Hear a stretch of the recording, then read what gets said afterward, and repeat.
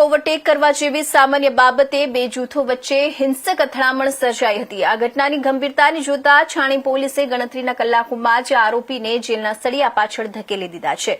ગયા અઠવાડિયે તારીખ 23/3/2026ના રોજ પદમલા ગામના રાકેશ અને પૃથ્વી નામના બે યુવાનો વચ્ચે બાઇક ઓવરટેક કરવા બાબતે બોલાચાલી થઈ હતી। આ વિવાદ શાંત પડવાને બદલે તારીખ 30/3ના રોજ ફરી વકર્યો હતો। રાત્રિના સમયે બંને પક્ષો વચ્ચે મામલો એટલો બિચક્યો કે ગામમાં સામસામે પથ્થરમારો શરૂ થઈ ગયો હતો। મોડી રાત સુધી ચાલેલી આ મારામારીમાં આરસીસીના ટુકડા અને પેવર બ્લોકનો છૂટા હાથે ઉપયોગ કરવામાં આવ્યો હતો। ઘટનાની જાણ થતાં જ ઝોન 1ના ડીસીપી ડોક્ટર જગદીશ ચાવડા અને એ ડિવિઝન એસીપી ડીજે ચાવડાના માર્ગદર્શન હેઠળ છાણી પોલીસની ટીમો ઘટના સ્થળે પહોંચી હતી।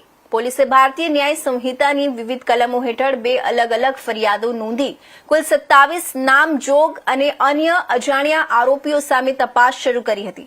પીઆઈ આરએલ પ્રજાપતિ અને તેમની ટીમે ગામના સીસીટીવી કેમેરાના ફૂટેજ તપાસી અને સ્થાનિક સાક્ષીઓની મદદથી હિંસામાં સામેલ તત્વોની ઓળખ કરી હતી।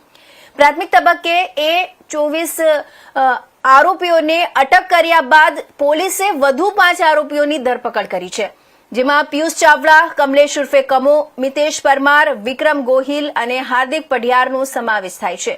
નજીવી બાબતે કાયદો હાથમાં લેનારા તત્વો સામે વડોદરા પોલીસે લાલા કરી છે। અત્યારે પદમલા ગામમાં શાંતિનો માહોલ છે, પરંતુ પોલીસ સતત પેટ્રોલિંગ કરી રહી છે।